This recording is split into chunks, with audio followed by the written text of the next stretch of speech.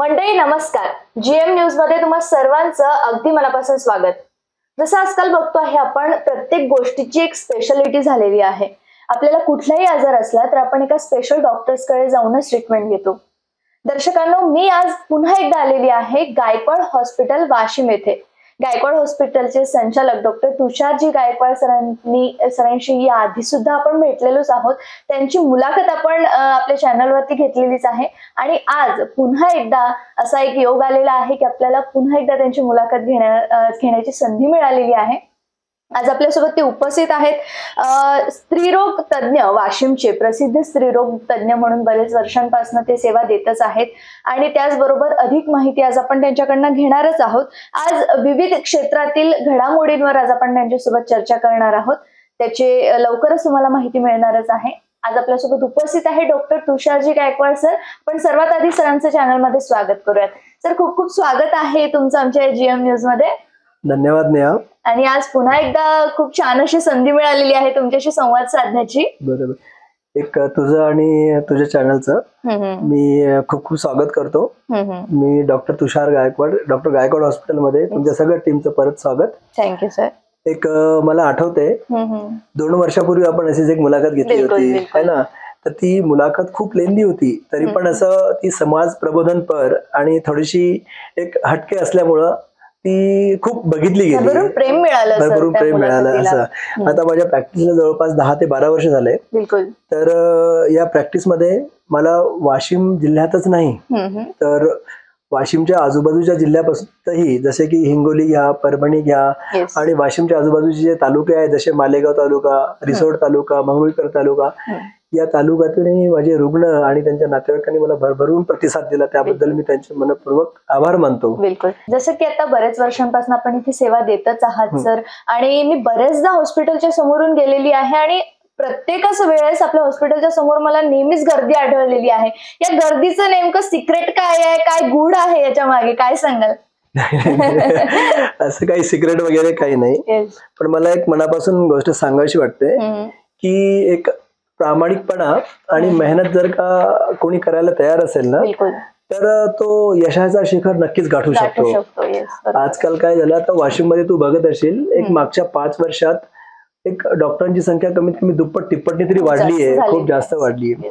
आता in general काय view असतो डॉक्टरांचा की एखादा रुग्ण आला है ना, तर ते काय करतात ना, त्यांच्या रोगाची फक्त कारण मीमांसा करतात. जसं एक आपण साधं उदाहरण घेऊ की जसं एक मलेरिया झाला, एक मलेरियाग्रस्त पेशंट आलाय, त्याला मलेरिया झालाय, तर आम्ही काय करतो की ते मलेरियाची चाचणी करतो आणि त्याला, जसं की मलेरिया हा एक जो पॅरासाइट आहे, प्लाझ्मोडियम फाल्सिफॅरम नावाच्या पॅरासाइट मुळे होतो, तर ते आम्ही एका तपासणीत आम्हाला समजतं. त्यानुसार आम्ही डॉक्टर लोक काय करतो, त्याला अँटी मलेरियल ट्रीटमेंट देतो, त्याने तो दुरुस्त होतो.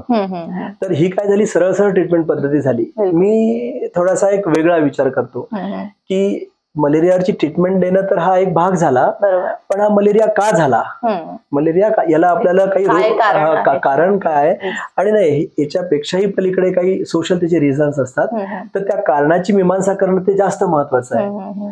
आता जसं की खेड्यापाड्यामध्ये ओपन ड्रेनेज सिस्टीम असतात, तर ते ओपन ड्रेनेज सिस्टीमवर फार खेड्यातली मंडळी काम करू शकत नाही है ना, पण इथे डॉक्टरनी फक्त त्या मलेरिया ट्रीट केला म्हणजे त्याला परत होणार नाही का, त्याला तो परत झालाच नाही पाहिजे याविषयी विचार करणं जास्त महत्वाचं आहे. आता मी स्त्रीरोग तज्ञ आहे, आता आमच्याकडे स्त्रीरोग तज्ञ म्हणून माझ्याकडे जसं की प्रेग्नन्सी न राहणं, त्याच्यानंतर प्रेग्नन्सी वारंवार गर्भपात होणं, प्रेग्नन्सी मध्ये थायरॉइड असेल, ब्लड प्रेशर असेल, हायपरटेन्शन असेल, ह्या सगळ्या गोष्टींचे पेशंट माझ्याकडे येतात. तर यावर काय ट्रीटमेंट मध्ये याला ब्लड प्रेशर वाढलं, ट्रीटमेंट द्या आणि ट्रीटमेंट संपली. पण माझा विचार तेवढ्यावर थांबत नाही. मला याची उत्सुकता असते की ही गोष्ट कशामुळे झाली, आता त्याच्या मागे काय कारण आहे. तर मी काय करतो ना, मी नातेवाईकांशी बोलतो. आपल्या इकडे तू बघत असेल की लग्न झालेल्या मुलींची जी वय आहे ती खूप कमी आहे. एक अगदी 17, 18, 19 वर्षात लग्न होतात. त्यांच्या न्यूट्रिशनकडे कोणीच लक्ष देत नाही है ना. त्यांच्या बिचाऱ्यांचं त्यांना हिमोग्लोबिन कमी असतं, त्यांची लैंगिक साक्षरता नसते, त्यांचं शरीर म्हणजे अजून तयार झालेलं नसतं, मेंटली पण प्रिपेअर नसतात, ते प्रजोत्पादनासाठी तयार झालेले नसतात. आणि निसर्ग काय करतो ना, निसर्ग सशक्ताची निवड करतो, सशक्ताची निर्मिती करण्यासाठी, है ना. तर त्याच्यामुळे जर का ती स्त्रीच एवढी जर का कमकुवत असेल, है ना, तिचं न्यूट्रिशन बरोबर नाही, त्यात हिमोग्लोबिन बरोबर नाहीये, आणि त्यात काय करतो हा समाज लग्न झाल्याबरोबर तिला प्रेग्नन्सी ठेवण्यासाठी आणि राहण्यासाठी म्हणजे ती एक जबरदस्ती झाली, है ना. तर हा जो अन्याय आहे हा समाजातली लोक का करतात, है ना, ती कुटुंब का करते, याविषयी मी विचार करतो. आणि मग जेव्हा असा एखादा पेशंट माझ्यासमोर येतो तेव्हा मग मला ते राहवलं जात नाही आणि ते माझं प्रवचन सुरू होऊन जातं की जर लग्न तुम्ही इतक्या लवकर केलंच का, है ना. तर लग्न जर का इतक्या लवकर केलं तर मग प्रेग्नन्सी इतक्या लवकर राहावी याचा हट्ट का, है ना. आणि तुम्ही हिची काही तपासणी लग्नाच्या अगोदर लग्न झाल्यानंतर कोणत्या डॉक्टरांचा सल्ला घेतला का की म्हणजे ती प्रेग्नन्सी राहण्यासाठी फिट आहे की नाही, सक्षम आहे की नाही, है ना. तर ह्या गोष्टीनं असं लोकांना वाटतात की आता हे काय सुरू झालं, ट्रीटमेंट तर वेगळीच कडे राहिली आणि हे वेगळंच आहे. पण आता काय की मला असा विश्वास आहे की हे प्रबोधन खूप महत्वाचं आहे, हे प्रबोधन खूप जास्त महत्वाचं आहे. काय की फक्त प्रेग्नन्सी ठेवणं आणि प्रेग्नन्सी ठेवणं एवढं इतकंच ते मर्यादित नाहीये, है ना. हे आणि याचे खूप सोशल पर्स्पेक्टिव्ह वेगळे आहेत. त्याच्यामुळे डॉक्टरांनी फक्त ट्रीटमेंट देण्यावर मर्यादित न राहता हा एक वाईड अँगलने जर का विचार केला तर खूप चांगली गोष्ट होईल ती, आणि पेशंटचं म्हणजे परिपूर्ण त्या आजारावर एक ट्रीटमेंट मिळेल आणि ही गोष्ट परत घडणार नाही, अशा गोष्टी वारंवार घडणार नाहीत याची एक काळजी घेतल्या जाईल. खरंच खूप छान अशी पद्धत आहे सर तुमची ट्रीटमेंट करण्याची, आणि खूप सुंदर अशी पद्धत सुद्धा आहे, वेगळी सुद्धा म्हणता येईल. पण त्याचबरोबर सर एका पेशंटला, तर तुमच्याकडे भरपूर पेशंट येतात, तुम्ही जसं सांगितलेलं आहे की तुम्ही प्रबोधन करत असता, त्यांची काउन्सिलिंग करत असता, मुळात ते कारण शोधून काढत असता. पण हे सगळं करण्यामागे काय कारण आहे, तुम्ही हे सगळं का बरं करत असता आणि काय मिळत असतं हे सगळं करून तुम्हाला? नाही, आता यात असं आहे की जेव्हा मी हे प्रबोधन करतो म्हणजे माझी ट्रीटमेंट सोडून जेव्हा एका पेशंटला मी एक 5 मिनिटात ट्रीटमेंट देऊन मी फ्री होणार असतो, तर त्या पेशंटवर मी 10 आणि 15 मिनिटं वेळ घालतो. त्यामागे माझं एकच असं कारण आहे की जसं मी परत पुन्हा एकदा जुन्या मुद्द्यावर येतो. मी माझं जेव्हा हॉस्पिटल सुरू केलं तेव्हापासून तर आजपर्यंत मी माझ्या हॉस्पिटलची जाहिरात कधी फारशी केली नाही. आणि काय झालं की माझा जो पेशंट माझ्याकडे येतो तो काय करतो ना, तो नंतर येताना 2 पेशंट सोबत घेऊन येतो. तर माझ्या डोक्यात एक कल्पना आली, जर का मी पेशंटचं जर का या रुग्णांचं जर का प्रबोधन जर का चांगल्या पद्धतीने केलं, त्यांच्यातले जे गैरसमज आहेत आणि ज्या रूढी आहेत की ज्या त्यांच्या आरोग्यासाठी घातक आहेत त्याविषयी जर का प्रबोधन केलं तर मला असं वाटतं की हा माझा एक पेशंट नक्कीच 2 पेशंटचं म्हणजे 2 रुग्णांचं प्रबोधन करेल आणि त्यातून काय होईल ना, समाज परिवर्तन व्हायला सुरुवात होईल. हे असं कित्येक वर्ष केल्यानंतर माझ्या परत लक्षात आलं की मी अशी प्रॅक्टिस जर का पुढील 50 वर्ष जरी करत राहिलो तरी समाजात त्या ज्या व्यापक दृष्टीने परिवर्तन व्हायला पाहिजे आहे त्या तितक्या व्यापक दृष्टीने परिवर्तन होऊ शकणार नाही. तर मी परत विचार करायला लागलो की काय करता येईल. तर हल्ली आता आपण बघतो जे सगळेजण की 1 मिनिटाचा जरी वेळ असला तर सगळेजण त्या मोबाईलकडे रील्स बघत असतात, त्याच्यानंतर एखादं छोटे युट्यूबवर काही व्हिडिओज बघत असतात. तर हा जो एक सोशल मीडिया प्लॅटफॉर्म आहे हा खूप स्ट्रॉंग प्लॅटफॉर्म आहे. मी असं ठरवलं की असं काही करता येईल का जेणेकरून सोशल मीडियाच्या माध्यमातून आपण जनसामान्यांच्या संपर्कात यावं आणि तिथे लार्जर स्केलवर त्यांच्याशी आपण काय करावं, संवाद साधावा, जेणेकरून काय होईल की त्यांच्या स्वास्थ्याविषयी जागृती आपल्याला करता येईल, ते सुटतील आणि जागृती व्यापक याच्यात. कारण की मी हॉस्पिटलमध्ये राहून एकटा हे कार्य करणं त्याचे खूप लिमिटेशन्स आहेत असं मला वाटतं. बरोबर. बापरे, खरंच वेगळी पद्धत आहे सर ही तुमची लोकांशी जुळण्याची किंवा त्यांचं प्रबोधन करण्याची. पण खरंच या एकेका पेशंटचं प्रबोधन करून त्यांचं काउन्सिलिंग करून तुम्हाला वाटतं का की तुम्ही समाजापर्यंत पोहोचाल, त्यांचे प्रश्न सोडवण्यामध्ये तुम्ही कितपत यशस्वी राहाल? मी माझी प्रॅक्टिस ना एक अशीच सुरू केली. मी माझ्या हॉस्पिटलची फारशी कधी जाहिरात केली नाही. बरोबर. ते मला फारसं आवडतही नाही, त्यात मला इंटरेस्टही नाही आणि माझा त्याच्यावर विश्वासही नाही. काय झालं की मी माझ्या रुग्णांची जेव्हा तपासणी करतो, ट्रीटमेंट देतो आणि त्याच वेळेस जे प्रबोधन करतो तर माझा रुग्ण इतका सॅटिस्फाईड असतो की तो परत येताना काय करतो, 2 रुग्णांना घेऊन येतो, सोबत घेऊन येतो. तर त्यातूनच मला एक कल्पना सुचली की जर का हे मी पेशंटचं ते रुग्णाला ट्रीटमेंट देता वेळी जर का मी प्रबोधन जर का केलं तर हाच जो प्रबोधनाचा जो मेसेज आहे हा निश्चितच तो काय करेल, त्याच्या सोबतच्यांना, त्याच्या समाजात 2 लोकांना नक्कीच ते नॉलेज देईल आणि प्रबोधन करेल. पण नंतर काही वर्षानंतर विचार केला, माझ्या एकट्याच्या प्रबोधनाने तरी किती, म्हणजे तरी पाहिजे तेवढं नाही पोहोचू शकणार एवढ्या लोकांपर्यंत. नंतर लक्षात आलं की इथे जेव्हा रुग्ण येतात, प्रत्येक जण, तू आजकाल हल्ली बघत असते की जेव्हा थोडासा 1 मिनिट 2 मिनिटं जरी वेळ असला तर प्रत्येक जण त्या मोबाईलला चिटकलेला असतो. सोशल मीडिया, त्यात कधी युट्यूब चॅनल असेल, कधी ते इंस्टाग्राम असेल, व्हॉट्सअप असेल, फेसबुकवर कंटिन्यू ते चिटकलेले असतात. माझ्या डोक्यात एक कल्पना आली, जर का आपल्याला मोठ्या स्वरूपात जर का जनतेपर्यंत पोहोचायचं जर का असेल तर एक सोशल प्लॅटफॉर्म जो आहे, सोशल मीडियाचा जो प्लॅटफॉर्म आहे की जो खूप स्ट्रॉंग आहे, हेच एक माध्यम आहे. जर का त्या माध्यमाची जर का आपण मदत घेतली तर, आणि त्यातूनच एक असा माझ्या डोक्यात विचार आला आणि मला तुला सांगावंसं वाटतो की समाजाच्या स्वास्थ्याविषयी एक व्यापक दृष्टीने प्रबोधन व्हावं, म्हणून समाज स्वास्थ्य याच मथळ्याखाली एक सोशल मीडियामध्ये एंट्री करून, जसं की युट्यूब चॅनल असेल, फेसबुक असेल आणि इंस्टाग्राम असेल, याची निर्मिती करून त्याचा वापर करून समाजाचं प्रबोधन होण्याच्या दृष्टीने त्यात विविध कार्यक्रम घेणं आणि ते समाजापर्यंत पोहोचवणं, हा एक मला एक थोडासा अजून एक चांगला मार्ग वाटला. तर त्या निमित्तानं म्हणून मी आता असं सांगू इच्छितो की एक समाज स्वास्थ्य नावाचं एक युट्यूब चॅनल आणि विविध मीडिया प्लॅटफॉर्म मी तयार करणार आहे. अरे वा, छान. तर त्या प्लॅटफॉर्म प्रतिसाद देऊन सगळ्यांनी त्याला समाज स्वास्थ्य बरं, तर त्यावर जे प्रबोधन होईल ते नक्कीच समाजाच्या हिताचं आणि सगळ्यांना फायद्याचं ठरेल. बिलकुल, नक्कीच. म्हणजे त्या माध्यमातून तुम्ही लोकांचे प्रश्न आणि लोकांची जनजागृती अधिक चांगल्या प्रकारे करू शकाल.